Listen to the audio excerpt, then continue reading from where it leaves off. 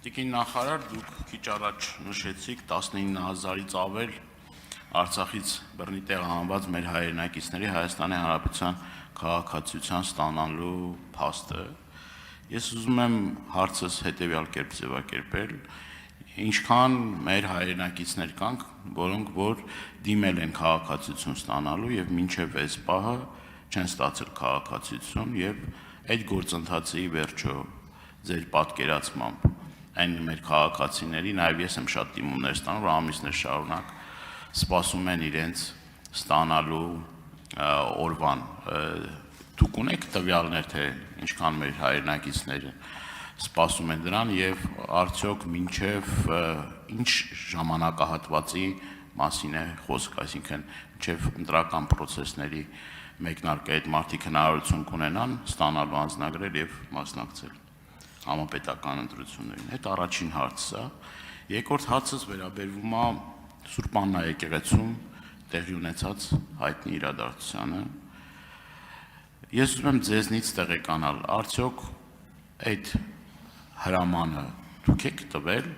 թե ոստիկանության պետն է տվել։ Խնդիրը հետևյալն է, էլի, Դավիթ Մինասյանը դպրոցական է, անչափահաս է եւ լավ չափահաս է, դպրոցական է, հարցս լսեք, մի խանգարեք, ուրեմն հարցս հետևյալն է, նման կերպ ուրեմն բերման ենթարկելու կամ ձերբակալելու պատեհությունը որն է, այսինքն այդ ասֆալտին ծեփելու շրջանակների մեջ է տեղավորվում եւ ոչ միայն այդ երիտասարդի հետ կապված, այլ շատ դեպքերում մենք ականատեսնենք լինում նման կերպ ուրեմն մարդկանց բերման ենթարկելու, որի իմ կարծիքով եւ իմ համոզմամբ պատեհությունը չկա։ Վերջ։ Շնորհակալություն հարցադրումների համար, պարոն Դանելյան, ես ասեմ, որ Ղարաբաղից տեղահանված մեր հայրենակիցների մասով ես իզուր չնշեցի, որ մենք ունենք դիմելույթյան աճ, թեև շատ հայրենակիցներ բողոքում են, որ process-ը թվայնացվել է, բայց դա կենսական անհրաժեշտություն է, բայց թվայնացումն է հենց նաև հնարավորություն տվել, որ մենք 3.5 ամսվա ընթացքում այս տարվա կտրվածքով դիմումների թիվը ունենանք շուրջ 7000։ Այլ հավասար պայմաններում անցած տարվա առաջին կիսամյակում մենք ընդամենը շուրջ 4000 դիմում ունեինք ամբողջ կիսամյակի հաշվարկով։ Հիմա ընդամենը 3.5 ամսվա հաշվարկների շրջանակներում 7000 դիմում ունենք ստացած, 36676 անձի ընդհանուր առմամբ քաղաքացիություն շնորհվել է, ունենք այս պայծրության process-ի մեջ գտնվող 4000 շուրջ 4-5000 վարույթներ, որոնք ընդհանցքավորված են եւ առաջիկայում մի մեծ խմբականակ նաեւ կուղարկենք նախագահի աշխատակազմ։ Մի կողմից ես շատ ուրախ եմ, որ մեր հայրենակիցներն ի վերջո որոշել են շարունակելու իրենց կենսագործունեությունը Հայաստանի Հանրապետությունում եւ պետության հետ ավելի ամուր կապ ձևավորելու որպես քաղաքացի։ Մյուս կողմից սա նաեւ մարտահրավեր է մեզ համար, որովհետեւ հարթակի գործարկումը, նաեւ գրավչությունը Հայաստանի Հանրապետության ավելի մեծ հոսքեր է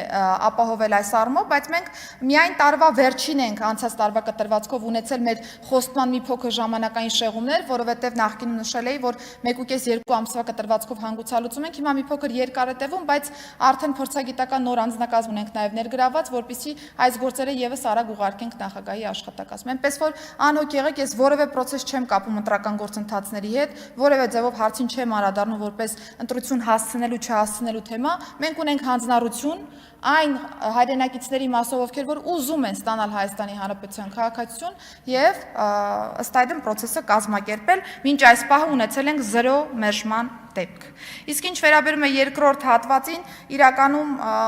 ազգային ժողովն է ընդունել Հայաստանի Հանրապետության քրեական օրենսգիրքը եւ ազգային ժողովն է հաստատել, որ թե անչափահասները, թե չափահասները որոշակի հանցագործությունների համար կարող են ենթարկվել քրեական պատասխանատվության եւ ոչ մի տարօրինակ բան չկա, եթե ինչ որ դեպքով խոսենք անչափահասին պատասխանատվության ենթարկելու մասին կամ չափահասին պատասխանատվության ենթարկելու մասին եւ հարգելի գործընկերներ, բերման ենթարկելու process-ն էլ ոստիկանության դասական գործառույթների մեջ մտնող գործող մեթոդ է, եղանակ է, ես չեմ պատկերացնում մի երկիր, որտեղ որ ասենք, որ ոստիկանությունը բերման չի ենթարկի որևէ քաղաքացու, այլ է հարցը process-ը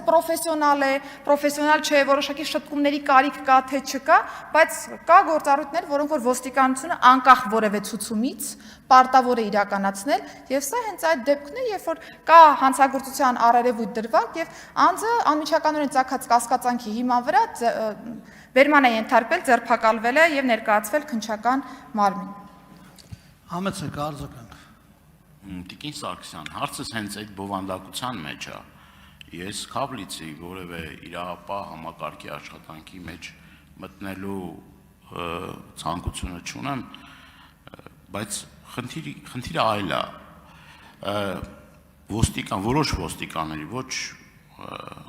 ամբողջությամբ վերցրած, որոշ ոստիկանների կամ ԱԱԾ-աշխատողների ձևը բավականին խնդրահարույց է, այսինքն եթե գործ կա, հարց կա, այդ ամեն ինչը ավելի ցիվիլ ձևով կազմակերպելու, կրկնում եմ, ավելի պատեհ կլինի եւ ավելի ճիշտ կլինի, բայց եթե օրինակ այս դեպքից էլ վերացարկվենք, եթե օրինակ մարդուն կանչում են դատախազություն կամ քննչական կոմիտե, մարդը խուսափում է կամ որևէ այլ ոչ իրավապահ գործողություններ է դիմում, հասկանալի է, բայց եթե մարդը չի ստացել օրինակ ծանուցում եւ այլ նմանատիպ դեպքերում դուք կոնկրետ մշակած, ավարտում եմ խոսքս, կներեք, դուք կոնկրետ մշակված ինչ-որ համակարգեր ունեք, որը որ կապահովի հենց նշածս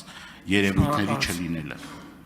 Պարոն Դանելյան, շնորհակալություն, որ վերացարկվում եք այդ օրինակից, որովհետև այդ օրինակում իրականում ոչ մի ծանուցման խնդիր չկար, ոստիկանությունը իր գործառույթն իրականացրել է process-ը հավուր պատշաճի, բայց գլոբալ, եթե անդրադառնամ ուժային միջոցների գործադրման ստանդարտին, մենք ներդրել ենք այդպիսի ստանդարտ, որը վերաբերում է նաև բերման ենթարկելուն, դատավարական տերմինոլոգիայով ասված ձերբակալման ինստիտուտին, կան հստակ ստանդարտ օպերացիոն պրոտոկոլներ, որոնք որ հաստատվել են համապատասխան հրամանով եւ դրա շրջանակներում մենք կրթական process-ն են կազմակերպում մեր ծառայողների, բայց ուզում եմ նաև շփոթել չլինի, որովհետև իրավիճակը պիտի ոստիկանը տեղում գնահատի։ Դիմադրություն կա թե չկա, ագրեսիվ վարքագիծ կա թե չկա, տարածքում կարող է process-ը անվնաս իրականացնել թե ոչ, կարող է ինչ-որ մեկը խանգարել process-ին թե ոչ, բավական շատ են շերտերը, այնպես որ ուզում եմ վստահ լինեք, որ այն ստանդարտ process-ները, որոնք որ գծագրել ենք ոստիկանության համակարգի տեսանկյունից կան, միևնույն ժամանակ աշխատողը ինքը պիտի գնահատի իրավիճակը եւ ըստ գնահատականների գնա առաջ, որովհետև այլ հավասար պայմաններում ուղղակի մենք քառակուսի ինչ-որ process են գծելու ոստիկանության համար, որը տվյալ իրավիճակում կարող է ուղղակի չաշխատել։ Բայց անհոգ եղեք, վերապատրաստումները շարունակելու ենք նաև այս տարվա կտրվածքով, որպեսզի ավելի պրոֆեսիոնալ իրականացնենք բոլոր գործառույթները։ Շնորհակալություն։